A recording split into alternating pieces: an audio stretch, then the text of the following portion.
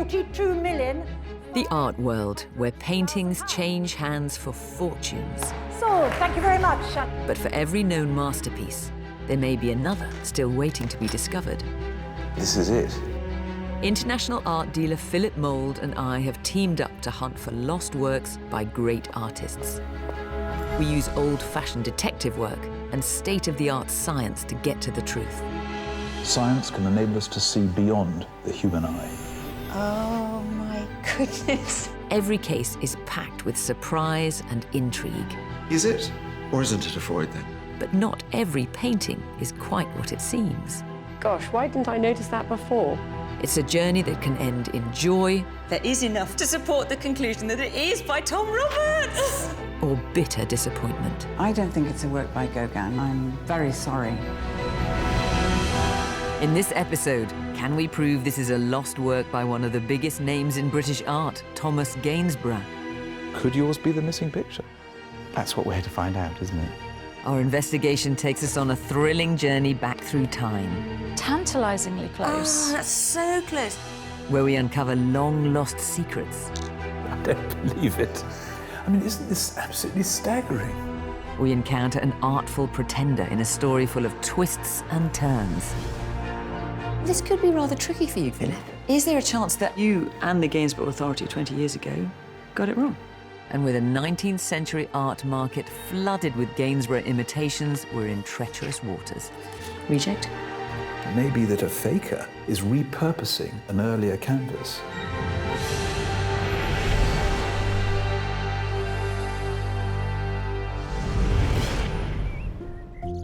We're called to the far corners of the country to help viewers investigate their mysterious works of art. This case brings us to Cumbria and the Lake District. Nestled in the foothills is the village of Burneside, home to one of the country's oldest paper mills. Hello. Hi there. Hello there. Hello. We've come to meet Chairman Mark Cropper, who's asked for our help. He's the 6th generation to work at the family factory, and he believes he may have inherited a lost masterpiece. Right, so here it is. God, how fascinating. Well, so we've got a group of rustic figures beneath what looks like an oak tree, clustered around a cooking pot. And a rather miserable-looking donkey. And this was a theme, the idea of figures next to trees, next to a wood, that was returned to again and again by the greatest of those landscape painters of the 18th century, Thomas Gainsborough. And you think this could be a Gainsborough, do you? Well, I hope it might be. Thomas Gainsborough is one of the most celebrated names in British art. Born in Suffolk in 1727, he made his reputation and his fortune as a society portrait painter. He was an artist of choice amongst the aristocracy. But if portraiture was his work, landscape painting was his pleasure. Gainsborough was drawn to the countryside. Its character and atmosphere, its people and animals inspired a lifetime's work. During the 18th century, there was little appetite for landscape paintings, but Gainsborough helped elevate the genre, inspiring a whole new tradition in British landscape art. Could Mark's picture be by the same artist that had helped start this revolution? So how did you come by this painting? The picture's been in my family for generations. I don't know how many generations, but certainly several. And do you like it? I'm not sure I love it. It's quite gloomy and dark. I mean, it might partly be the condition. It needs to have some more love shown to it, I think. So what makes you think it might be a work by the great Thomas Gainsborough? It was attributed to Gainsborough at one time. We've got a 1920s valuation that names it as a Gainsborough. And it had a Gainsborough plaque on it at one time. So what went wrong with it then? Well, it was valued in the late 1970s, in my father's time, and he was told that it was by another artist called Barker of Bath. Oh, Thomas Barker of Bath. Bit of a bin name, I'm afraid. Oh, dear. So who was Barker Bath? Well, a very competent artist who could emulate quite closely Gainsborough's techniques, was highly influenced by his work, sometimes copied them, and is infuriating because time and time again, when people think they have a Gainsborough, they're told it's a Barker of Bath. Well, this has actually even been downgraded since then to a follower of Barker of Bath. Oh, no. So it's even worse. It's even worse than that. No, that's bad. So that's why the name's been scratched off in anger there, is it? Yeah, my father took the label off and threw it away. So the label that said Gainsborough ended up, yeah, what, in the bin? In the bin. I feel slightly bad asking, but I mean, if this is by an imitator of Gainsborough, what's it worth compared to if it is by the great man himself? Well, by a sort of follower, we could be talking high hundreds, perhaps low thousands. If it's by Thomas Gainsborough, then therein lies the magic. It could be £100,000.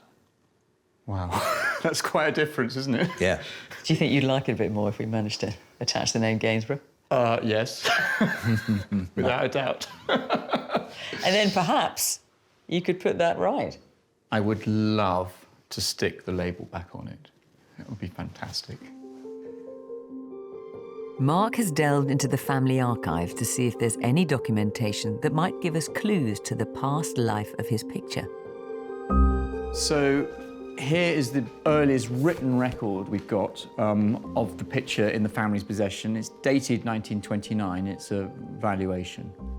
And Ella Green? Ella Green is the name of the house where the family were living at the time. Oh, yes, look, a Gainsborough, loud and proud. It's there, yeah. Oil painting, landscape with gypsies around a fire. Oh, it was in the telephone room. It's rather marvellous, isn't it? How fantastic. So here it is, 1929, a Gainsborough. And then what happened? Well, we've got the 1977 valuation, and in that, the attribution has changed. Well, it's a wooded landscape with a gypsy encampment, but it's Thomas Barker of Bath. No mention of Gainsborough. mention of Gainsborough. He's gone. So if it is a Gainsborough, what will that mean to you? Well, it would be amazing. Yeah, I would really be very happy, of course. In a way, equally fascinating is just to find out more and trace, and take that journey back. I'm really, really excited about just doing that. Back in London, we're getting to grips with the challenge ahead. Mark's picture is an image I recognise because the same scene appears in a famous Gainsborough print. So this is a print of a painting by Thomas Gainsborough of the same subject that he did in around about 1753 or 4. But here's the intriguing bit. For many years, the original painting from which this print was taken was considered lost. Does it look familiar? Well, yes. I mean, it's very similar to Mark's picture, except it's in reverse. Yes, it is. It's a mirror image. But when a painting is turned into a print, the process creates a reverse image. So are you saying then that Mark's painting could be the lost Gainsborough? Well, before I can answer that, I need to tell you about a picture that I had dealings with around about 20 years ago. Back in 1999, I was getting known for specialising in Gainsborough, having discovered several works by the artist. I was shown a picture that looked just like Mark's painting. The owner believed he'd found the lost Gainsborough landscape, and I thought it looked right. It had been doubted as a genuine work by Thomas Gainsborough since the 1960s, but when it came into the gallery, we cleaned it and restored it and showed it to the then authority on the works of Thomas Gainsborough, who accepted it as an original, and it was then sold at auction. So hang on then, what does this mean for Mark's picture? Well, Mark's picture wasn't around at the time, and I have to say, seeing it now gives me pause for thought. Mark's picture has been buried in a private collection, hidden from public view. None of Gainsborough's authorities knew of its existence. I can't help but wonder what they'd make of it now that it's emerged from the shadows. This painting looks old. The colours, the blues and the reds, they have a mellow 18th century appearance. Just the sort of thing that you would expect in the 1700s, in the same century that Gainsborough was painting. You can see crackly old drying cracks. Yes. And these cracks aren't easy to fake, are they? They're not impossible to fake, but those look real. And what about the figures? Do they look as if Gainsborough could have painted them, do you think? They look to me convincingly well painted. They're swift, they're not laboured. And it's almost as if they're characters on a stage that have been rather cleverly lit. And I like that. This is a painting of quality. It is by someone who can unquestionably paint. And on the back of Mark's picture, there is a cluster of clues that could shed light on its mysterious past. Well, this is interesting. Look, we've got all sorts of things here. Labels, stencils. This is great. This is a picture that's had a history. Yeah, this looks like a picture that's been through galleries, sale rooms, possibly private collections. There's enough here for us to want to find out more. This could be rather tricky for you, couldn't it, Philip? I mean, is there a chance that Mark's picture is the lost Gainsborough, and this other one, well, you and the Gainsborough Authority 20 years ago got it wrong? Well, I hate to say it, but I think we've got to explore that possibility. See, not everybody got behind the attribution at the time. Some people thought it was a copy and that the original picture was still out there to be found. Is there any chance of seeing that painting in the flesh? Unfortunately, we don't know where it is because after it was sold, it disappeared into a private collection. But the point is, Mark's picture has now turned up, and we've got to establish what it is. If it turns out to be the lost Gainsborough, then we'll have to set the record straight. In search of evidence, Mark and I are heading to the Royal Academy in London. Gainsborough was one of the founding members of this great art institution. It holds a fine collection of works by the artist. We've come here to take a closer look at the series of prints that replicated Gainsborough's original Gypsy's picture. The existence of these early reproductions made the whereabouts of the original painting one of the great mysteries of British landscape art, a mystery that has caught Mark's attention. When my father told me that this picture had a Gainsborough label on it at one time, of course I did the natural thing. I went online and I found an image. Which is a print done by Gainsborough himself, copying his own oil painting called The Gypsies. Now, what is really thrilling is that it is a replica of what could be a lost picture. Well, when I found that out, you can imagine I was quite excited about it. No wonder you were excited. No wonder you're excited. Yeah. So the big question is, could yours be the missing picture? That's what we're here to find out, isn't it? Before we get carried away, I need to address an obvious concern. Gainsborough's print was published in 1759 and again in 1764. On sale in print shops, his Gypsies thus became a famous image. This gives us quite a tempering thought, because if this image was freely available, people could have copied it. Yes. Now that's sort of back down to earth, isn't it? This could easily be a copy of that. Over the years, copies made of this famous print have masqueraded as Gainsborough's original Gypsies. I've been considering whether Mark's picture could be one of those pretenders. I'm going to give you some reassuring thoughts on this, because I don't think that your painting could be a copy of this print, for two reasons. The first is, this is in reverse. This is the mirror image. So if you were painting a painting based on a print like that, you'd have done it that way round. Yeah. But this is not. But also, have you noticed that there are details in this print that you actually don't get in yours? By flipping the print around, you can see that certain features are missing from Mark's painting. Now, if this was a copy of the print, you'd expect to see the tree at the edge of the picture, the birds in the sky, and the baby in the basket. I mean, whoever was painting your picture would have incorporated those if they were basing it on the print. So I cannot conceive of anyone painting your picture on the basis of this print. That really does leave the option that your painting could be the lost Gainsborough, or if it's not, then it's a copy based on the original painting by Gainsborough. There's a way to make an entrance. This is my destiny. It was now a conspiracy of witches. Download Veely today. Well, I guess we've got to find that out, but it's a good start, isn't it? It's a very good place to be. Back at the gallery, I'm trying to find out more about Gainsborough's original Gypsies painting. Fortunately for us, the two great Gainsborough scholars of the 20th century, Sir Ellis Waterhouse and John Hayes, tried to track it down. This is the catalogue raisonné of Gainsborough's landscapes, the authorised list of his works compiled by John Hayes in 1982. And there is an entry for the lost Gainsborough. And what's brilliant is that the provenance of the lost Gainsborough is listed here. I mean, normally we have to do all this work with a painting, but it's all written down here. It's the list of sales and auctions it went through, who owned it and when. And this is such a gift for us, because if the provenance of Mark's picture matches what's written down here, then that could mean that Mark's is the lost Gainsborough.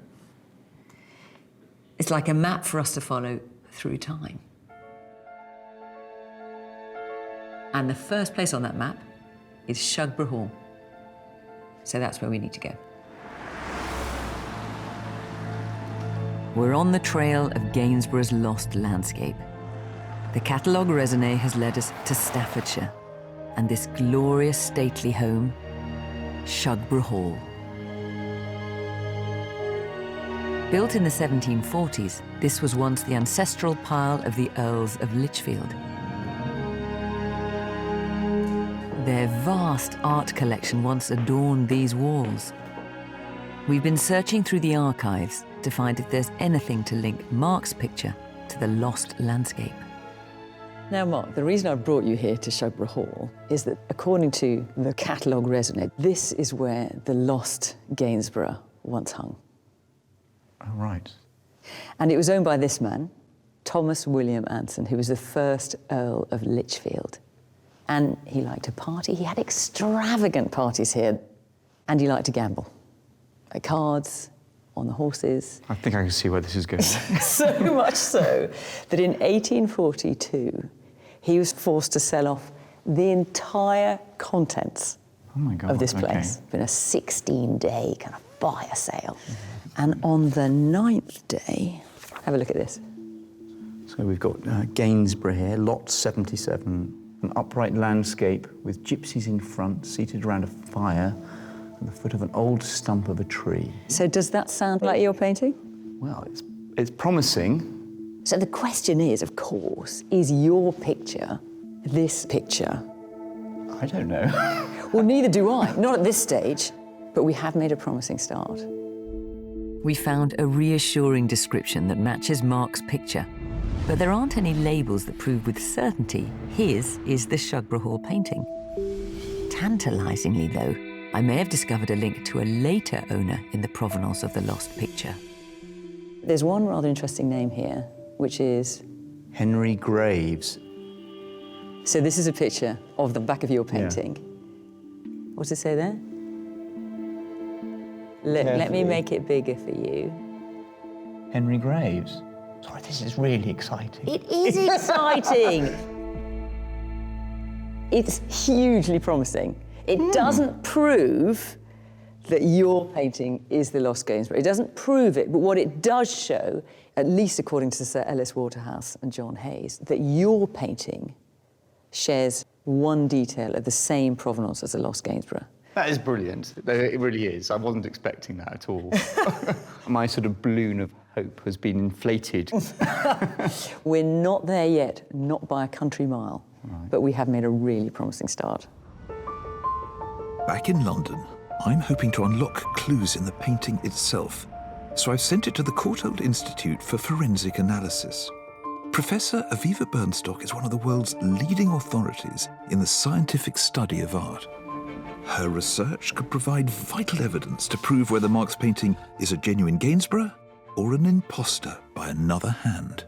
So the big question is this the lost Thomas Gainsborough landscape?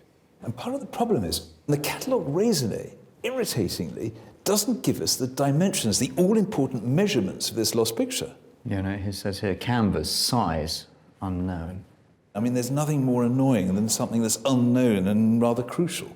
Except I think we might be making a bit of progress.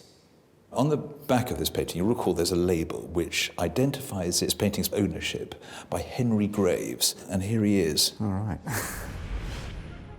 Henry Graves was a print seller and art dealer, and according to the catalogue raisonné, the lost Gainsborough was with him in 1885. 1885 is a very big year for Thomas Gainsborough, because in that year, the Grosvenor Gallery, a very significant institution, held a major exhibition of the artist's work. There were 200 of his works. They were lent by the great and the good of the day. We've got the Queen at the top here, so you don't get better than that. It gets better still, because in the exhibition catalogue itself, number 202, would you like to read it out? Yeah. Gypsies, lent by Henry Graves, Esquire. But the beautiful added extra are the dimensions of this lost picture. It says canvas, 29 times 24.5 inches. So here's the canvas. OK, I see what this is for. Will the dimensions of Mark's picture match up with the painting that hung in this major Gainsborough exhibition? Right, that's 30 inches, or nearly 30 inches. OK. And width? By 25. So close, but not... Yeah, it's not a slam dunk, is it? Oh, hang on a minute. I think the painting's been relined. You can see that the actual painted surface is smaller than the lining fabric. So perhaps we can just try and measure the picture plane itself. So that's exactly 29 inches. And this is 24.5 inches. So... We're back on, hey? That's it. Yeah? Well, you know what this means, don't you? It means that your picture was included in this extraordinarily illustrious exhibition in 1885. You know, the trophy works of Thomas Gainsborough coming from all different parts of the country, arriving under one roof, and your painting was there with all the others. I can't believe it. Now, it doesn't 100% tell us that this is by Gainsborough, but what it does show is, at that date, in 1885, yours was considered to be a trophy Gainsborough. That is amazing. You know, I would never, ever have guessed. It really is incredible. Across town, I'm continuing the provenance investigation. According to the catalogue raisonné, the lost landscape passed through Christie's auction house 3 times. A stencil on the back of Mark's picture looks similar in style to those used by Christie's. I'm heading there to see if I can establish a link to any of those sales. Archivist Linda McLeod has agreed to help. Oh, thank you very much. So, Linda, what I'm wondering is if this number means anything to you. Is that a Christie's number? It is a Christie's number. All items that come into Christie's are assigned a stock number.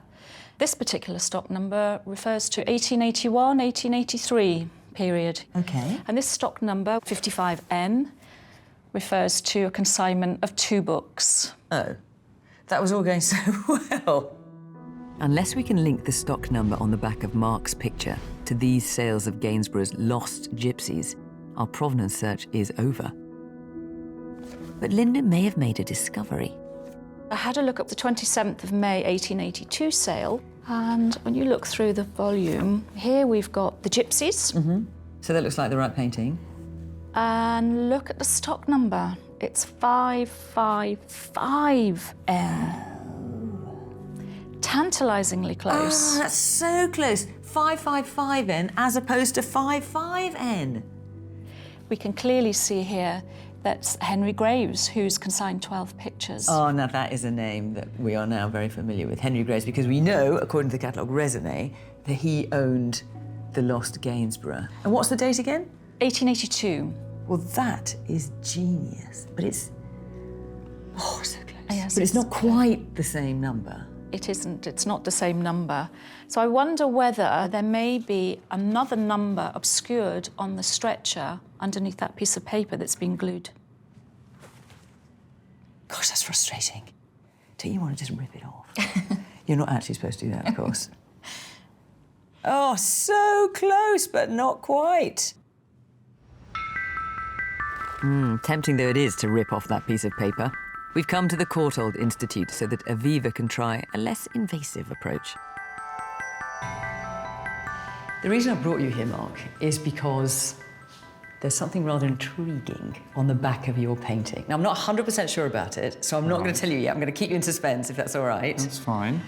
Aviva, do your magic.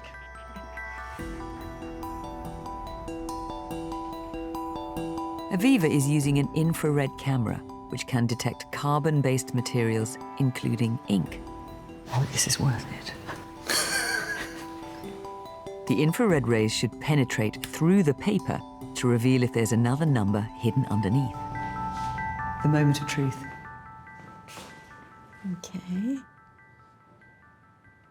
There we are. Bingo. Okay. That's what I wanted to see. Thank you, Aviva. Right.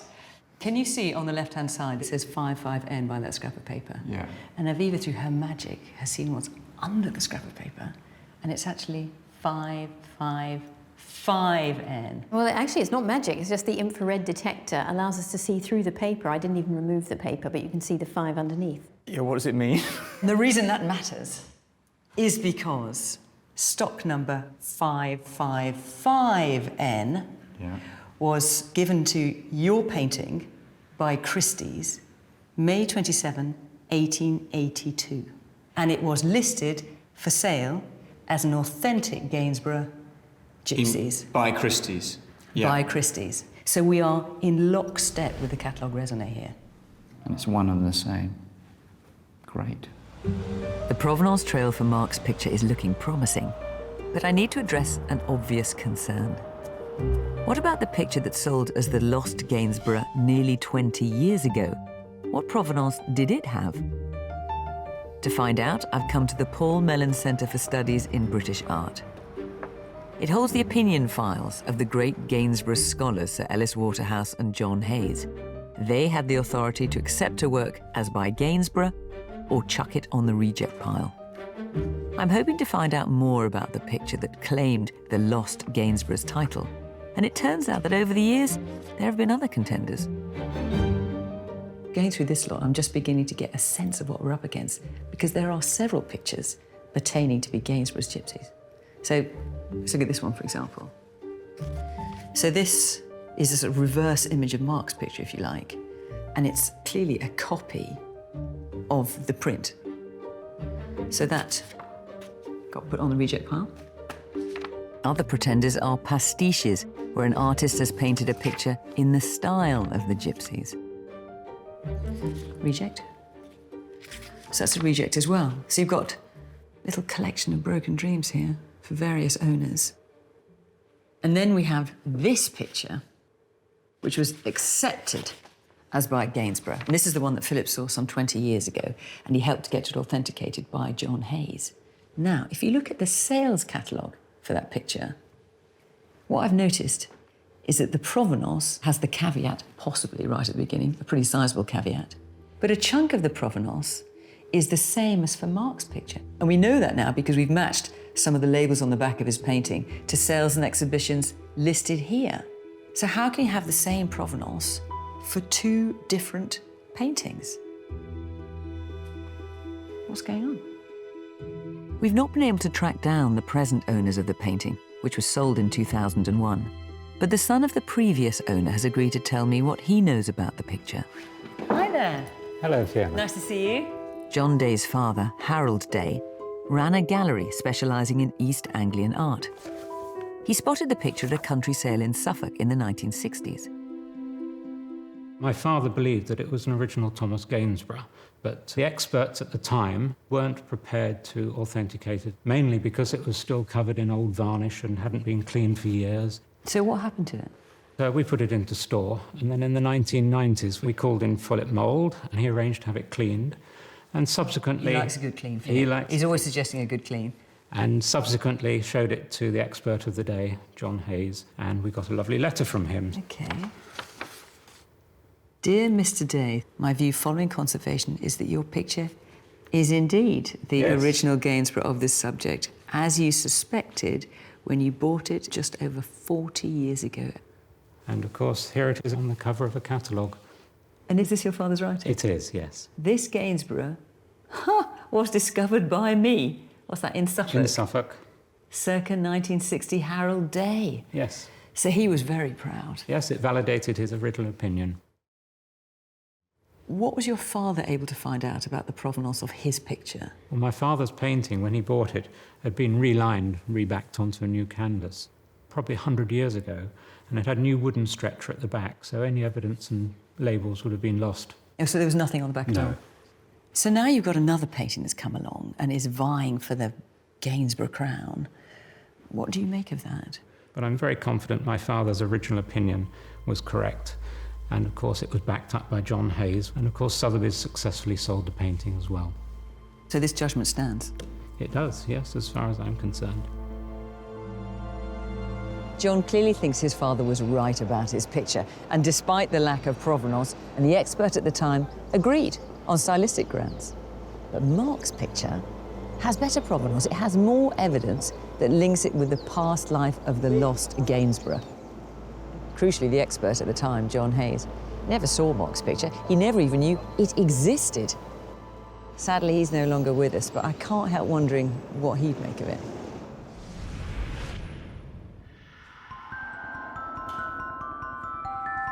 Back at the Courthold Institute, Aviva is continuing her technical study of Mark's picture. She's using imaging techniques to reveal what the eye can't see. Infrared and X-ray photography can penetrate deep into the canvas, unlocking clues within the layers of paint. We've been summoned to the lab because she's found something quite unexpected. Look at the landscape and a remarkable discovery will appear. A mysterious figure buried beneath the paint. This is the infrared. I don't believe it. Oh my God. That's utterly astonishing. It's amazing, isn't it? So you can see very clearly a beautiful young woman underneath the gypsies.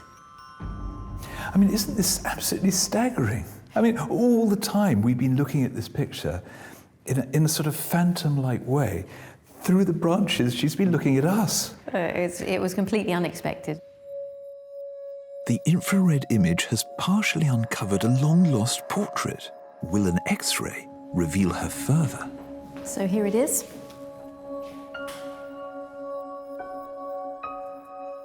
Whoa. It's really, really incredible. So here you can see her much more clearly. You can see her completely painted. You can hardly see the painting on top, although if you look closely, you can see the highlights of the leaves here. I'm actually amazed. I almost don't believe it, to be honest. I have to say, it does beg a belief, doesn't it? Well, it's one of the clearest images I've ever seen. It completely took me by surprise. I had no idea that we would find this portrait underneath. I mean, I find it so poignant that this must be the first time in what, I don't know, 250 years, possibly, that she's surfaced, she's come back to life. Who is she? Although it's a wonderful thought that there is a portrait beneath this landscape, I can't see how Gainsborough could have painted this. This startling discovery could spell bad news for Mark's picture. Looking at her face, looking at the way that her dress is done, looking at the way that her hair is swept back, this is not from the period of Thomas Gainsborough. Could be, I don't know, 1700 to about 1720. A good generation before Thomas Gainsborough. Before he started painting. No. Whoever painted the landscape on top, for whatever reason, has repurposed an earlier picture. We need to ask them why. Yeah, I'm a bit more pained now about her appearing, lovely though she is. This could be a major setback. Back at the gallery, I'm updating Fiona. I wonder who she is. Well, whoever she is, she's not by Gainsborough. Well, is it possible, though, that Gainsborough painted what's on top? I'm afraid I've not seen any evidence of Gainsborough reusing another artist's work. But it's a possibility, isn't it? Well, I suppose it's not impossible if an artist is really hard up that they would use somebody else's canvas. And we do know that in the 1750s, he'd slightly hit the buffers. There's a really poignant letter to his landlady. I called yesterday upon a friend in hopes of borrowing money to pay you, but was disappointed. I'm sorry it happened so, but you know I can't make money any more than yourself. Oh, dear. And this lovely signature at the bottom, Thomas Gainsborough. But what's really interesting is the date of this letter. It's been dated to 1752 to 3, exactly the moment that we know that he was painting the gypsies. So it's possible, surely, then, that Gainsborough did reuse another artist's canvas because he couldn't afford to buy one of his own. But it's also possible that someone other than Gainsborough reused the old canvas. This does raise a rather sinister thought. If you were a faker and you wanted to create the illusion of age, you might well use an old canvas. And then, of course, there's the possibility that a copyist might have just simply used it because it was there to hand, you know, a nice-looking canvas of the right size. I wonder if we can find out who she is and who painted her. That might get us closer to finding out who painted the scene on top.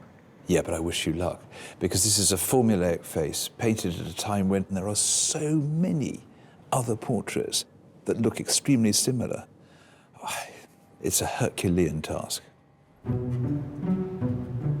Not one to pass up a challenge, I'm heading to the Wit Library on the trail of our mystery sitter. It holds over 2 million reproductions of works of art. I'm hoping their files of early 18th century portraits might give us some clue as to who this woman was and who might have painted her. That might bring us closer to finding out who painted the gypsies' landscape. Well, Philip wasn't kidding when he said this would be a challenge. I mean, if we just take the two leading portrait artists of the early 18th century, there are 20 boxes of works by Godfrey Kneller and 7 by Michael Dahl, and then each box contains hundreds of portraits. So we've had a researcher go through all of them, and they are remarkably similar. And that's before you go on to the other artists of the period. We haven't found her yet, but I'm hoping some innovative tech can help. The Wit is in the final stages of a groundbreaking project to scan, catalogue and make available online 260,000 images of British art. Facial recognition technology can search through the database to find a face in a crowd. Hello, Fiona. Hi, Tom. Nice to see you. Head of Digital, Tom Bilson, has agreed to show me how the software can seek out art history doppelgangers. Oh, my God. So you're using this technology, which basically takes a face, in this case mine, and then searches through the whole library, or everything you've digitised so far. Yes, that's correct. To see who else looks like that. Yes, similar eyes, similar nose, similar jawline, similar hair. They all go to making a match. Let's try the next one. Oh, no. No, that's such a terrible photograph. Oh, my God, you think I look like her? Well, the software does. Right, God, that was a bad haircut. We'll try number 3. Oh, so now I'm pre-Raphaelite. I can sort of see the similarities. It's that eyebrow, isn't it, that I get teased about so much. Wow, this is so cool. It's like something out of a sort of spy movie or something. And what about Our Lady, then? Have you managed to find her? Well, we've had a good look. We found hundreds that appear like our picture or share similarities. Gosh, so have you managed to narrow it down at all? Well, we did a search on the face, and these are our top 8. They all share certain characteristics. Well, they do, actually, don't they? Because they've all got this very narrow, straight nose, these doe-like eyes. But they're not her, are they? No. And from this period, sort of late 17th to early 18th century, it was an artistic school of thought at the time to paint women all more or less in the same way, with very similar features. So that makes it so much harder, doesn't it? Yes, they all share the same timeless image. They're wearing the same clothing. All the images, I guess, look like each other. Gosh, we're so close. I mean, this is brilliant technology, I have to say. This is absolutely amazing. It would take weeks to try and do this. Yes, easily. Any other way, easily. yeah. It's just our bad luck that we've happened to have fallen upon a time where there was this ideal of painting women, and they all look the same. God, how frustrating. This portrait raises uncomfortable questions. Did a forger or imitator reuse an old canvas? Worryingly, Mark's picture was downgraded to a copy by Barker of Bath in the 70s. It's now time to interrogate Barker as a key suspect. During the 18th century, Bath was the place to be for an artist wishing to make a name. Gainsborough prospered here for 16 years until he left in 1774. A decade later, the young and talented Thomas Barker arrived, hoping for fame and fortune. I need to consider the possibility that Barker was the hand behind Mark's painting, so I've come to the Victoria Art Gallery to examine his works. Barker was skilled at imitating other artists. His ability to paint in the style of Gainsborough prompted one commentator to call him an impostor at the brush, condemning his works deceptions. This is a self-portrait of the young Thomas Barker of Bath. And look what he's painting. A landscape, upright, rather Gainsborough-esque in colouring and composition. In fact, it's not a million miles away from the Gypsies.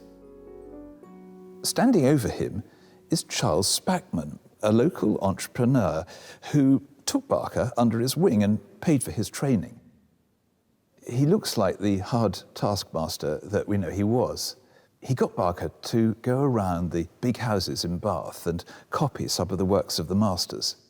It's said that on one occasion, he got him to paint the same picture 130 times in order to get it right. So Barker copied pictures hanging in and around Bath. And of course, works by Gainsborough were in plentiful supply here. This painting, Landscape with Woodcutter by Thomas Gainsborough, was owned by an eminent Bath physician called Dr. Rice Charlton. And this is Thomas Barker's copy of it. It's only a black and white photograph because the original is missing. This shows that Barker wasn't just painting in the style of Gainsborough, he was making exact copies. To determine whether Mark's picture is a copy by this artful imitator, Aviva has joined me to have a closer look at Barker's techniques and pigments. History has not been kind to Barker, and many of his pictures are now consigned to museum basements. We're looking at not one, but 4 Thomas Barkers. It's almost as if you're meeting the man in terms of trying to get to know what he's about. And what blows you away is how much he's trying to be like Gainsborough, and actually almost succeeding, don't you think? Yes. In every picture, there's that very fluid sky and that transparent, if I can look at it with my torch, there's that transparent foliage. And I see that in Gainsborough quite a lot. And then, of course, the subjects themselves. Landscapes with figures occupied in some rustic activity. Yeah, it feels to me that we got to the stage where our eye can only tell us so much. It's essential to know what's going on inside. Well, I think we can look at the surface of pictures and we can see how the paint is handled, but it might also be useful to see what the layer structure is, what the composition of the pigments are, to see whether we can see similarities. Aviva is taking tiny samples of paint from Barker's work so that she can compare the pigments to those used in Mark's picture. It's clear Barker had enough skill to make a convincing copy of Gainsborough's Gypsies, but he'd have needed access to the original. So where was it hanging at the time? To find out, I'm back on the Provenance Trail. The catalogue raisonné tells us when Barker was in Bath, Gainsborough's Lost Gypsies was owned by a man named John Wiltshire. And guess what? He lived at a grand estate just a few miles away. This is Shagra House. This glorious mansion is now a care home. Several works by Gainsborough were once proudly on display here. And we know this because there was a sale of John Wiltshire's collection in 1867. So here we have the catalogue of sale of the pictures that belonged to John Wiltshire after his death. So the celebrated Shagra collection, including 7 fine works, no less, of T. Gainsborough. Now, amongst these works by Gainsborough, if you get to page 11, what have we got here? So we've got T. Gainsborough, a landscape, the Gypsies repast. This is our scene. I mean, well, it's not necessarily the same picture, but it is the same It's the same composition. scene. So how did it come into the possession of John Wiltshire? John Wiltshire inherited many of his pictures from his grandfather, Walter Wiltshire, and he was a friend of Gainsborough's. Walter would invite the artist to come sketching here, and it's known that Gainsborough gave him pictures. This idea that Gainsborough gave his paintings to Walter Wiltshire appears to be backed up, at any rate, by this ad for the 1867 sale. And it talks of the celebrated pictures by Gainsborough from Wick Park. And it mentions a gypsy's repast, which may or may not be your painting. Yeah. And it says, all of which were obtained direct from the artist. So all the Gainsboroughs that were sold in the 1867 sale, according to the ad for the sale, came directly from Gainsborough himself. Well, that's news. That is totally new. So if this is right, it's a trail that takes us all the way back to Gainsborough. Exactly. It takes our picture here the whole way back, if indeed that is one and the same. And have you made any link between our picture and the Wiltshire picture? No, I'm afraid. We just cannot find any evidence, any provenance to link it. That's so annoying. It's really annoying. Even though we've now got all this new information, the only provenance we have for your particular picture takes us back to 1882. So the provenance isn't quite getting us there. So what we're left with is actually just looking at the picture itself. The painting itself.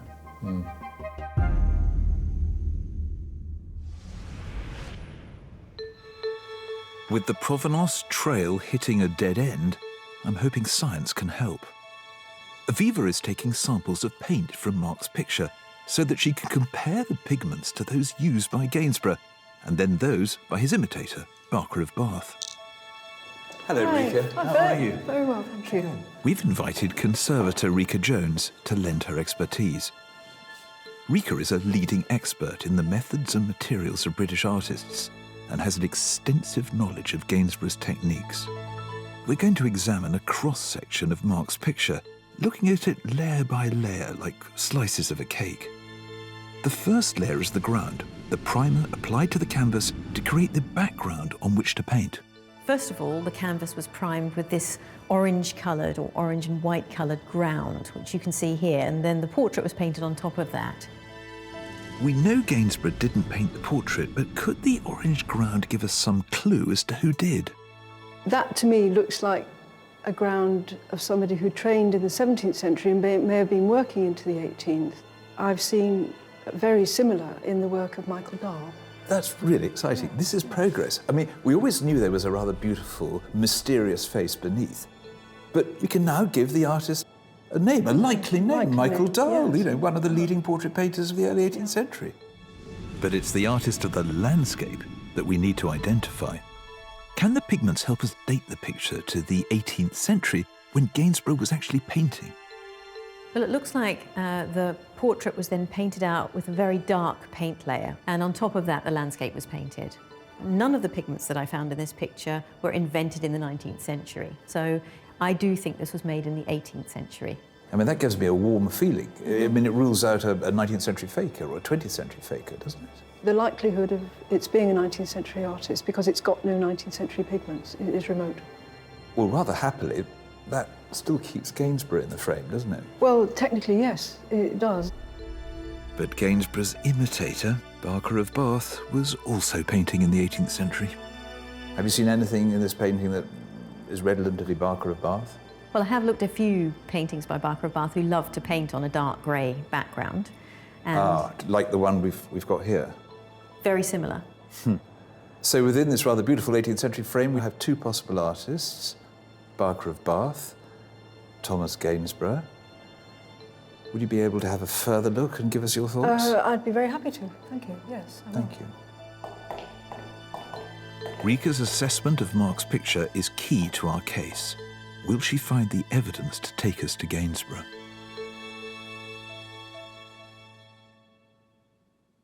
With the attribution of the picture hanging in the balance, back at the gallery, I've made an 11th hour discovery that might bolster Mark's case. So here's your picture, Mark. And you'll remember that very exciting moment when we found this beautiful portrait underneath, that then turned out perhaps not to be quite so exciting. Yeah, it makes me nervous you showing me that again.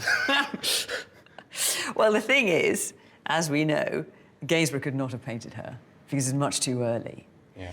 So for your painting to be by Gainsborough, he must have reused another artist's canvas. Now, the difficulty was that we couldn't find any examples of Gainsborough doing that, which obviously casts doubt on your picture. Yeah. But hot off the press. Just last month, the current Gainsborough authority, Hugh Belsey, has published this catalogue raisonné of Gainsborough's portraits. And in it, look at your face. You don't know whether it's going to be good or bad, do you? In it, he has a picture of this beautiful painting, man and woman in a landscape, and it's dated 1753, which is a significant date for us. Yeah, no, that's when the Gypsies is meant to have been painted. This was X-rayed.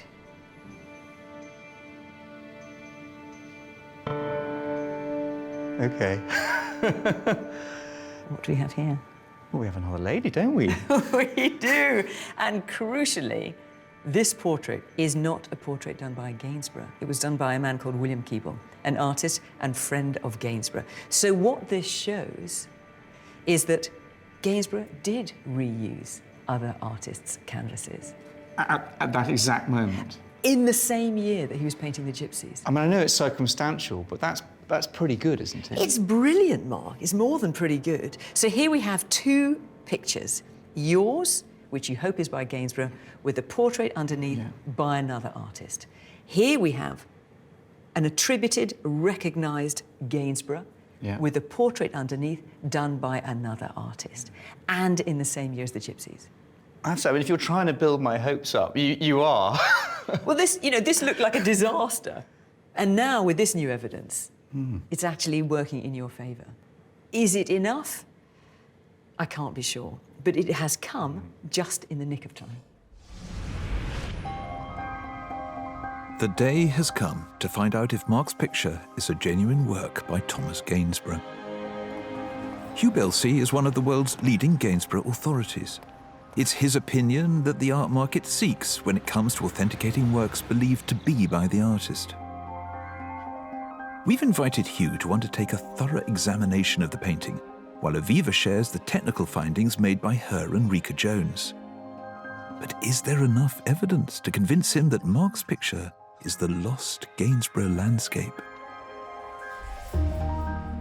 This is an investigation that started out so well.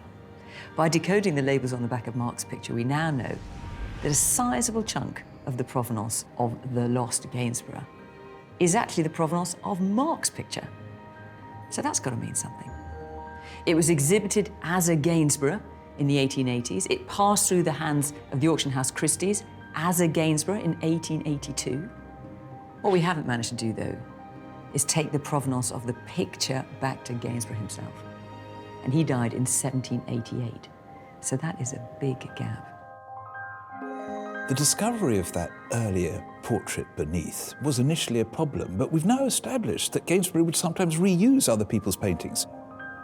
All the pigments in the picture are 18th century, of the type that Gainsborough used. There are no 19th century materials.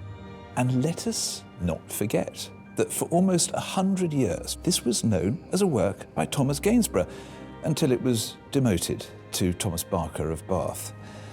Barker of Bath, that name we just can't get rid of. It seems to me there's Gainsborough on one hand, Barker of Bath on the other. It's going to be one or the other. Mark is on his way to the gallery, and we're all about to discover whether his painting has been accepted as a genuine work by Thomas Gainsborough. Hi, Mark. Hello. Hi. So this is it. How are you feeling about it all? I'm feeling quite uncertain about what I'm going to hear. I honestly do not know what you're going to tell me, whether it actually meets the grade. And what would it mean to you if it is a Gainsborough? If it is the lost Gainsborough? I'd be absolutely thrilled. I really would. Oh, I hope it is. I hope it is. Remind us what's at stake here then, Philip. Well, if this is a genuine painting by Gainsborough, the lost landscape, we could be talking £100,000. If it's by Thomas Barker of Bath copying Gainsborough, well, that's rather different. It's £2,000 to £3,000. And if it's just by any artist from the 18th century whose name we don't know, perhaps £1,000. And it's not just the value, though, Philip, is it? Because there's potentially the historical significance of this painting as well. I mean, it would be really thrilling if you could add the name Gainsborough. It would become the lost work. People would want to see it. They would talk about it. It would enter art historical consciousness. But that would mean then, if this is the lost Gainsborough, that other painting that you helped authenticate 20 years ago, that you were wrong. If it did turn out to be a lost painting, I would just have to take a big gulp and swallow my pride. It wouldn't be the first time, but I have to say I'm as interested as you are to find out the outcome. Goodness me, I think the stakes are quite high, aren't they? They are. It's the moment of truth. Is Mark's picture the lost Gainsborough landscape? Hello, Hugh. Hello. Hello. So, have you reached your verdict? I have come to a decision. I've reviewed all the evidence and taking into consideration the remarkable technical research that both Aviva and Rika Jones have done on the picture. I think it's not by Gainsborough, but by Barker of Bath.